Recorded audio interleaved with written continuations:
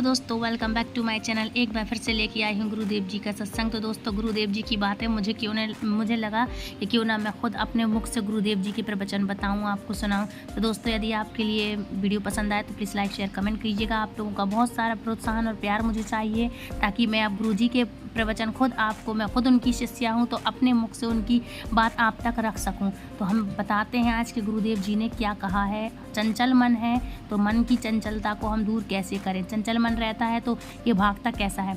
तो आप लोग मुझे प्लीज़ कमेंट करके बताइए कि मुझे आपको मेरी वाणी से गुरुदेव जी के साथ ये जो अटैचमेंट जो हो रहा है, तो आप तक पहुँची है ये बात कि नहीं। तो चलिए शुरू करते हैं दोस्तों।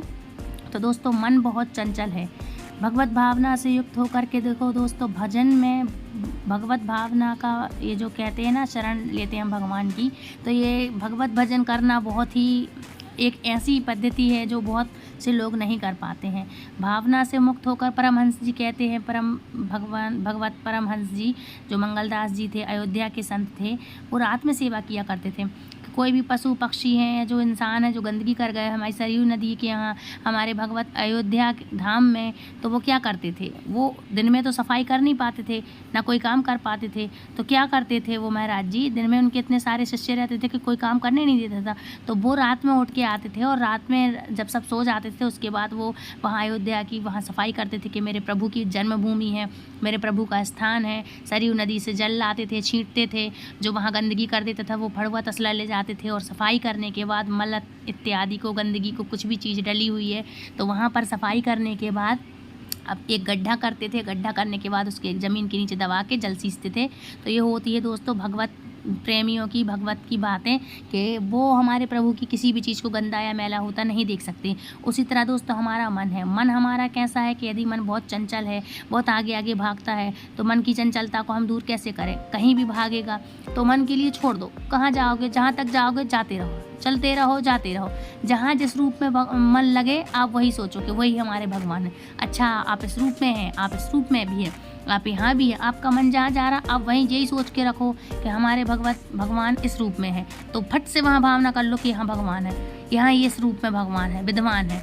और आप ये सोचोगे ना, तो भगवान आपको वहाँ साथ देगा, क्योंकि आपका फिर ये पाप नहीं कहलाएगा। आपको लगेगा कि यहाँ भगवान है, मतलब ये भगवत स्वरूप है। तो आप हर जगह उनकी स्वरूप की कामना करेंगे ना, तो भगवान आपको वहीं पे साक्षात आपके साथ ही रहेंगे। तो आप ये मत सोचिए कि मन कहाँ पकड़ोगे। आप बताइए, आप कहाँ तक पकड़ोगे। तो मन को हम पकड़ नहीं सकते, मन चंचल है।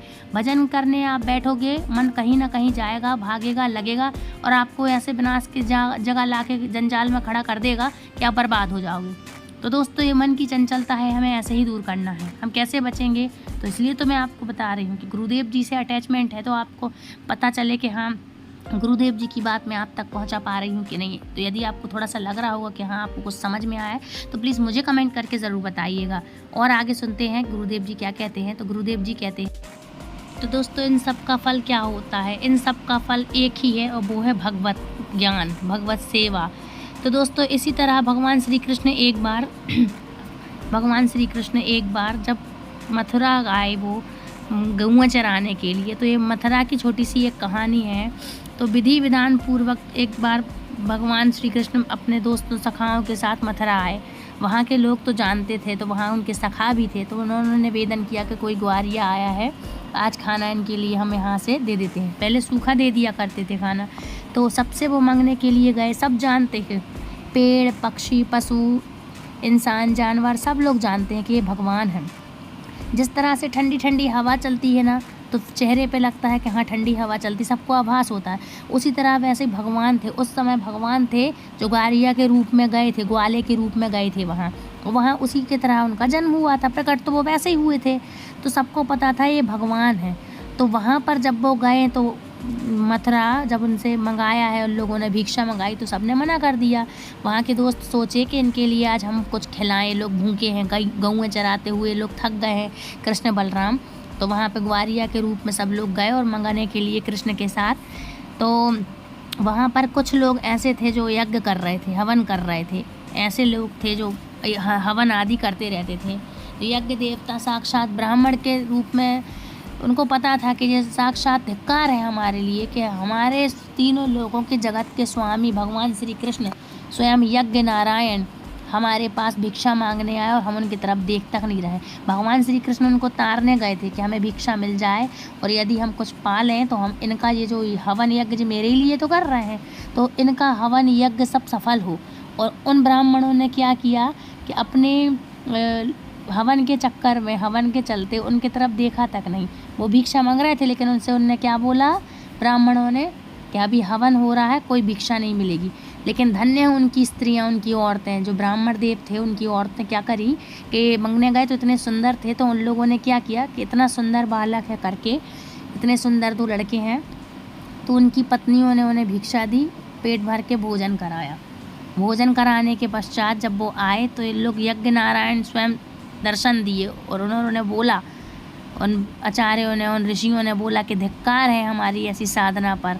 हम वेद की ऋचाओं को जानने वाले ऐसे ज्ञानी स्वयं यज्ञ भोक्ता हमारे द्वार आए और हम पर धिक्कार है जो हमने उनको पहचाना नहीं। पर धन्य है हमारी पत्नियां, जो हमारी पत्नियों ने उन्हें पहचाना, उनको भोजन ग्रहण कराया, तो इससे हम बच गए, वरना हम भारी पाप के संकट में आ जाते। इससे हमारा भाग्य बदल गया। अहो भाग्य हमारे कि वो हमारे घर आए और उन्होंने भोजन पाया। और ये बात कैसे बनी? उनकी पत्नियों ने जब उन्हें भोजन कराया। तो दोस्तों ये होता है कि भगवान श्री कृष्ण मिलते तो सबको है, लेकिन सबसे पहले उसको मिलते हैं जो अपने भक्त के निमित्त किसी से जुड़ा हो। उनकी पत्नियाँ कोई खास कुछ ऐसा पूजा पाठ जब तब नहीं करती थी, करते उनके पति थे, ऋषि थे, वो तो पत्नियाँ उनकी काम करती थी घर के। हाँ ये था कि पतिव्रता रहती थी लेकिन वो कार्य करती थी घर के। तो भगवान ने सबसे पहले दर्शन किनको दिए? उनकी ऋषियों की पत्नियों को। तो यही सबसे बड़ी बात है कि यदि आप भगवान के भक्त बन जाएं तो भगवान, यदि आप किसी से अटैच हैं तो भगवान आप भक्त के पहले आपके साथ जो जुड़ा है आप उनसे पहले अटैच होंगे, भगवान दर्शन पहले उन्हें देंगे। तो ऐसे ही आपसे मैं बोलूँगी कि मन चंचल है, कितना भी कहीं भी लग रहा है, आप तो भगवान से अटैच रहिए, भगवान से जुड़े रहिए। जो भक्ति करता है, जो प्रवचन देता है, जहाँ जैसा जो आपको अच्छा लगता है प्लीज़ आप उनसे जुड़िए और उनसे अटैच रहिए। भगवान आपको पहले दर्शन देंगे। ये नहीं कह रहा है कि आप बहुत बड़े साधु संत बन जाएं, ज्ञानी ध्यानी बन जाएं, लेकिन आप छोटी सी साधना भी करेंगे तो भगवान आपसे खुश हो जाएंगे। और जो आपसे जुड़े हैं और आपकी जो साधना कर लें, आपकी जो सेवा कर दें, आप परेशानी में आपकी कोई हेल्प कर दें तो भगवान उन्हें पहले दर्शन देते हैं। इसलिए कहते हैं कि भगवान के भक्तों से जुड़े रहिए, कहीं ना कहीं से आप जुड़े रहें और सेवा करते रहें। तो वीडियो पसंद आया तो लाइक शेयर कमेंट करें, चैनल सब्सक्राइब करें। मिलती हूँ नेक्स्ट वीडियो में। राधे राधे, हरे कृष्णा।